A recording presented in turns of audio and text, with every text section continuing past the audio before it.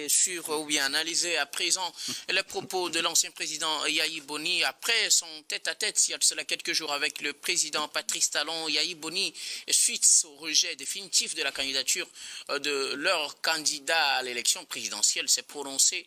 Pour lui, le président Talon fait tout pour écarter systématiquement l'opposition, sauf pour les législatives de 2023 où il n'a pas fait cela. Selon Yahi Boni, depuis qu'il est arrivé au pouvoir, Patrice Talon essaye d'écarter tous ses opposants. Bon, on connaît quelques cas auxquels il fait allusion, mais nous allons essayer de décortiquer tout cela avec vous. Je commence par vous, Constant Lemou.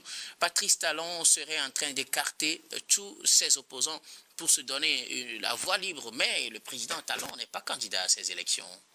Oui, nous tentons de comprendre les propos de Yahi Boni sous l'angle politique, dans la mesure où on confond volontairement les difficultés de l'opposition à faire valider sa candidature, ou du moins la candidature de celui qui est désigné, et la volonté du pouvoir en place de l'écarter pour s'assurer de la victoire, et assurer la victoire au candidat du parti au pouvoir. Cela s'entend, je le répète, sous l'angle politique, puisqu'il n'y a aucun élément matériel permettant à Yahi Boni de porter accusation contre Patrice Talon sous cet angle-là. C'est vrai, il y a eu vraiment des jeux sous-marins qui ont amené un député du parti de l'opposition à se désister, à invalider sa caution pour le candidat du parti de l'opposition. Bon, est-ce que c'est Patrice Talon qui a amené ce député à changer d'avis et à retirer son soutien?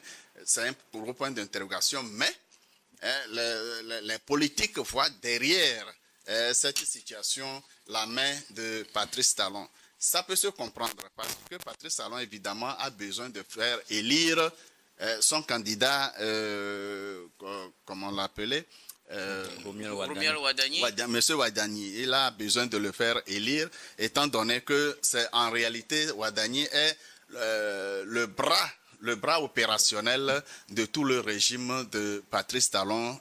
C'est celui qui a pu mobiliser les ressources financières nécessaires pour permettre à Patrice Talon de porter le niveau de développement du Bénin au niveau actuel et qui fait déjà une belle campagne pour le candidat au pouvoir. Seulement, quand on revient un peu en arrière, on se souvient des déclarations de Patrice Talon lui-même au lendemain de son élection au premier mandat, disait qu'il est facile.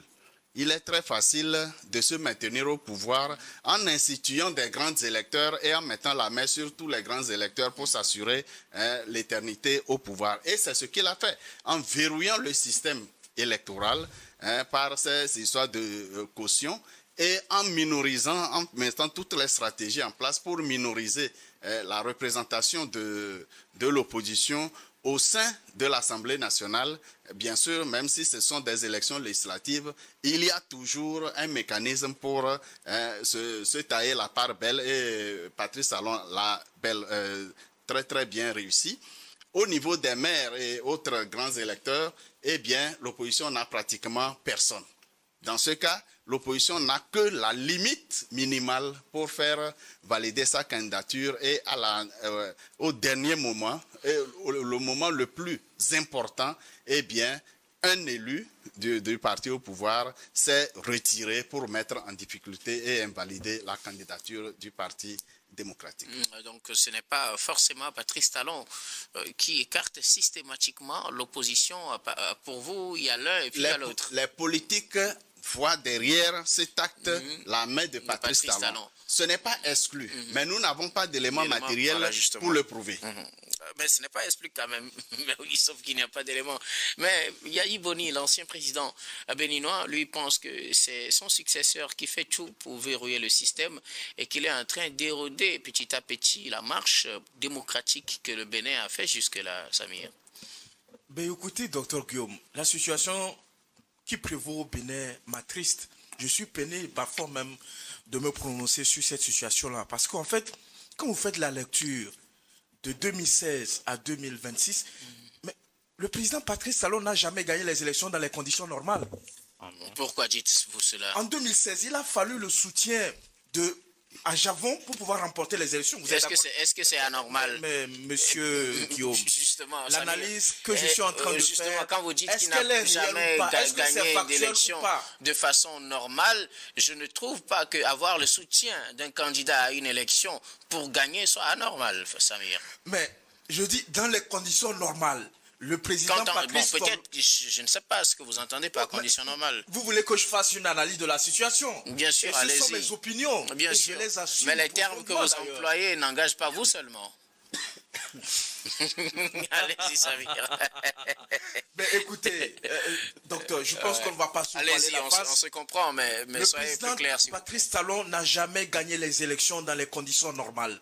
Je veux vous prouver cela. En 2016, sauf que l'argument de 2016 n'est pas valable. À la fin de mon analyse, vous direz si vous êtes d'accord ou pas. Ce n'est pas mon droit d'ailleurs de dire cela. En 2016, le président Patrice Talon a eu recours au soutien de monsieur Ajavon. Oui. Et vous savez comment ils ont fini véritablement leur collaboration. Après cette élection-là, l'élection qui a suivi, vous avez vu dans quelles conditions ils sont allés à l'élection présidentielle. Il a fait tout et tout pour que Dame Rekiatou Madougou ne se retrouve pas sur le terrain pour mener campagne. Elle était en prison, vous vous rappelez bien. Il y avait une accusation contre Rekia Madougou. On ne va pas revenir sur le justement, si vous ne voulez pas revenir sur l'accusation, Samir. Il a tout fait pour mettre cette dame-là hors course véritablement. Et il s'est assuré de gagner ces élections-là. C'est le même scénario qui est en train de se passer, sauf que cette fois-ci, il est très malin. Mais c'est quelqu'un qui est en train d'utiliser la loi pour écarter ses potentiels candidats. D'abord même, la question du parrainage. Et c'est une problématique en droit. Beaucoup considèrent ce système-là comme antidémocratique. Parce qu'en fait, quand vous regardez les grandes démocraties, dites-moi où c'est pratiqué. La France dont nous nous inspirons, le droit français. On n'est pas obligé de faire la même chose que la France. Mais attendez, docteur Guillaume, si vous me coupez à chaque... Non, mais quand vous me donnez des cas, permettez que je réagisse aux cas que vous donnez. Vous pourriez faire votre commentaire. Allez-y, véritablement. Mais si nos pays africains, francophones d'ailleurs, nous nous inspirons du droit français. La vie démocratique, la vie constitutionnelle, les constitutions que nous adoptons, quand vous regardez, c'est calqué sur la constitution française véritablement. Et donc la manière dont nous organisons les pouvoirs dans nos pays, c'est aussi calqué sur la vie politique en France. Et donc nous nous inspirons de ce droit-là. Et en France, il n'y a pas ça. Quand vous prenez la Côte d'Ivoire, là-bas, on dit qu'il faut aller recueillir un pourcentage donc, de potentiels électeurs. C'est-à-dire que c'est le corps électoral qui est la base. Là, je trouve que c'est encore plus objectif. Parce qu'en fait, vous avez un corps électoral qui peut aller jusqu'à 5 millions. On vous dit d'aller peut-être avoir 1% donc, de ce corps électoral. Quelque chose de 100 000 ou quelque chose de 15 000. Je ne sais pas trop. Ça dépend donc du nombre et ça dépend aussi du système dans lequel nous nous retrouvons. Donc aujourd'hui, les situations dans lesquelles la constitution même, qui est en vigueur au Bénin, a été adoptée en 2019, si j'ai bonne mémoire, ça laisse à désirer également. Il a tout fait pour écarter ses potentiels adversaires du débat parlementaire, véritablement. Et il a tout fait pour adopter cela. Aujourd'hui, il sait qu'en fait, le parti Les Démocrates, c'est un parti bien assis. C'est un parti bien organisé. Sinon, de quoi a-t-il peur, M. Patrice Talon? Puisque lui-même, il s'est engagé à quitter le pouvoir. Ben, il n'a qu'à laisser le jeu électoral ouvert. Qu'est-ce que vous reprochez à Patrice Talon pour cette élection? Mais là, il est en train de restreindre le pluralisme politique. Le pluralisme politique. En quoi faisant? Mais en appliquant de façon systématique cette politique d'exclusion. Oui, justement, c'est ce que dit Yayi Boni. Mais qu'est-ce que vous mettez dans cette exclusion systématique? C'est ce que moi je veux comprendre. Mais, docteur Guillaume, à moins que vous ne voyez pas la réalité en face comme moi, aujourd'hui, toutes les institutions au Bénin, la Cour constitutionnelle, la Sénat, la Commission électorale nationale, tous ceux qui sont impliqués dans le processus électoral sont inféodés au président Patrice Talon. C'est lui qui détient le système. Même dans son propre parti, vous avez vu les conditions dans lesquelles le duo a été choisi. D'autres sont sortis pour dire qu'ils n'étaient pas associés. Que c'est un choix du président Patrice Talon qui s'est imposé à tout le monde. Mais ils se sont pliés au choix du président mais Patrice Talon. Est-ce qu'on a le choix devant un dictateur? On n'a pas le choix véritablement. Patrice Talon est donc un dictateur. Je l'ai toujours dit sur votre plateau. C'est quelqu'un qui vient du secteur privé. Il n'a pas une carrière politique en tant que tel véritablement. Et vous savez comment on gère le secteur privé? Vous savez comment on gère une entreprise qu'on a créée?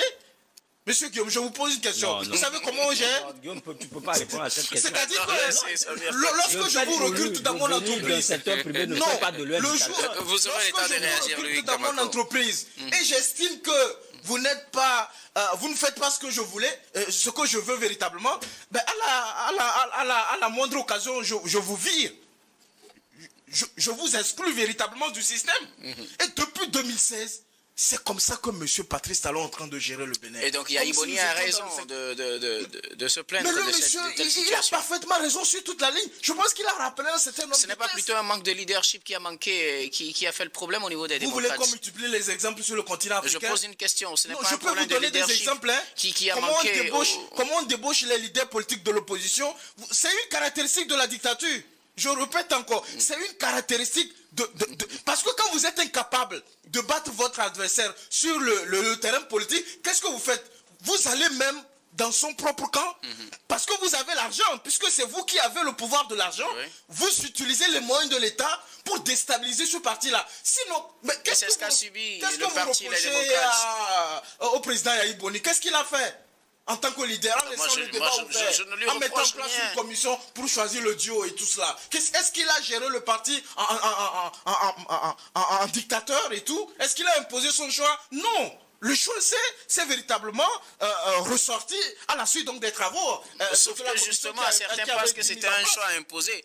C'est pourquoi le député a retiré sa candidature. Un député qui a été élu grâce à son parti, c'est de l'ingratitude. Merci beaucoup à vous, Samir Orosama. Louis Kamako, vous n'êtes pas du tout du même avis. Non, mais le président Patrice Talon n'a pas mijoté des choses. Parler, c'est comme si Patrice Talon a dirigé le Bénin comme une épicerie. Ça n'a jamais été le cas. C'est comme si toutes les décisions ou bien tout ce dont on est en train de débattre est une décision sortie de nulle part. Ce sont des décisions contenues dans le texte constitutionnel. Il y a une réforme politique qui a été opérée en 2019. Et vous savez les conditions dans lesquelles ces textes ont été adoptées. Les conditions, avec l'exclusion d'une grande partie de l'opposition. Tu m'excuses en fait. Les conditions, je m'en moque. D'autant plus que le texte en question a été adopté à l'Assemblée nationale. Là, je pense que dans un État démocratique, c'est ce qu'il y a lieu de faire. Les députés se sont prononcés, les députés ont analysé et voté de telles réformes. Donc, ça ne revient pas aujourd'hui, en fait, à un ancien président de venir s'attaquer justement à un président en exercice. Le fait déjà, ça personnalise le débat. Et quand vous voyez que le parti en soi a été confronté au même problème ou bien à la même difficulté en 2021 et jusque-là ne sait pas s'y prendre justement pour remédier à cela, ça veut dire que c'est un parti qui est désorganisé sur toute la ligne. Vous m'excusez? C'est un problème plutôt au niveau des démocrates. C'est un problème interne en fait, c'est un problème au niveau des démocrates. Ça veut dire que c'est un parti qui en manque de leadership. C'est un parti dont en fait les premiers dirigeants n'ont pas la même mise en fait pour décider. C'est de ça qu'il est question. Aujourd'hui, tout le monde pointe du doigt, c'est-à-dire que Michel Sodinou, lui, il a peut-être accepté en fait d'être considéré comme le Judas Iscariote en fait. Mais est-ce que quelque part il n'y a pas des choses à reprocher au député Sodinou aussi? Des choses à lui reprocher, oui. Mais Samir parle d'ingratitude. De la part de qui? Ingratitude de la part de Sodinou. Mais en quoi est-ce qu'il est ingrat? Ça lui revient justement de ne pas soutenir en fait un candidat. C'est ça en réalité le jeu démocratique. Alors il y a un problème de fond que je voudrais poser. Voilà. Quand on dépose son parrainage pour le choix du candidat, surtout quand on le fait avant que le candidat ne soit choisi, on suppose que vous vous plierez à la décision du parti et peu importe celui qui sera le candidat, vous avez donné votre parole. Non. On ne retire pas sa parole en disant moi je croyais que ce serait tel et comme c'est pas tel, je retire ma parole. Est-ce que c'est pas aussi quelque part une question de morale? Non, je crois que là on est en train de fausser le débat parce que en soi ça dit que quand vous allez aux informations, ce retrait-là a été fait justement avant le dépôt de la candidature. Justement, le parti avait déjà collecté les parrainages à l'interne avant que le député Sodjinou, quand il a vu que ce n'est pas son candidat qui a été, Paul Roupé, qui a été choisi, il retire son soutien à son parti politique. Est-ce que là, il n'y a pas un problème? Non, ce n'est pas un problème, c'est un jeu démocratique. D'autant plus que même au camp de Patrice Talon, comme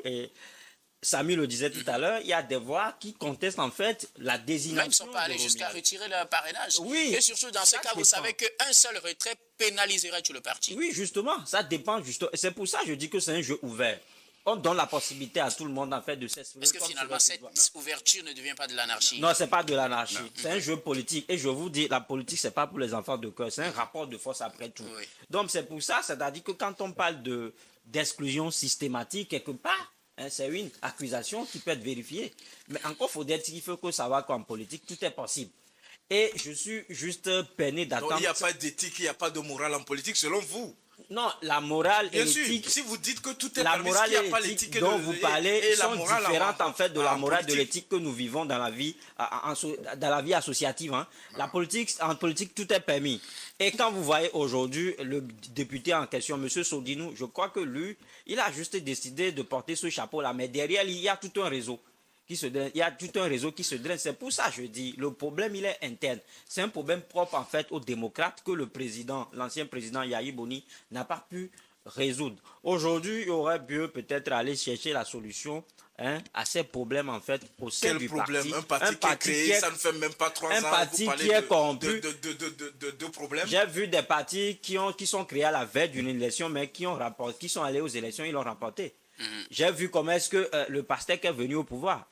On a vu comment est-ce que... PASTEF, ça fait 11 ans qu'il existe. PASTEF fait 11 ans, mais le président qui est là actuellement n'était pas... On va revenir dans les débats rapidement. Il nous reste quelques secondes pour clore ce sujet. Oui, rapidement. C'est une question d'organisation. Aujourd'hui, Patrice Talon gagnerait mieux, Yayi Boni gagnerait mieux, justement... À reprendre son parti. À reprendre son parti en réorganisant le parti, en voyant qui est là, qui épouse les idéaux du parti, qui peut continuer à être franc, qui peut être fidèle aux idéaux du parti. Merci beaucoup. S'attaquant plutôt en fait à Patrice Talon. Vous voulez acheter quelque chose rapidement. Je voulais juste ajouter que nous déplorons tous le vagabondage ou la haute trahison du député qui a fait feu de tout bois pour justifier le retrait de son soutien, son parrainage au Parti démocrate. Puisqu'il avait déjà, le principe était acquis. Au fait, c'est à ce niveau qu'on voit un peu derrière la main du parti au pouvoir ou du puisque c'est la justice qui a finalement, contre toute attente, en violation flagrante des tests, a validé le retrait de parrainage du député Sodjinou. Ça, c'est du vagabondage politique. Une seule phrase à ajouter. Ensuite, il faut reprocher le parti, les démocrates de Patrice Talon, de n'avoir pas un fief. Yayi Boni, pardon. De n'avoir pas un fief en tant que tel. C'est un parti dispersé. C'est vrai, ils ont des représentations partout dans le pays, mais ils ne s'imposent nulle part. Merci beaucoup. Une seule phrase à ajouter, si vous permettez, docteur. Je pense que lorsqu'on est militant d'un parti politique, on doit être caractérisé par la loyauté, la fidélité et le respect des décisions. Si cette vidéo vous a plu, merci d'aimer, de vous abonner à la chaîne pour ne rien manquer et d'activer la cloche de notification.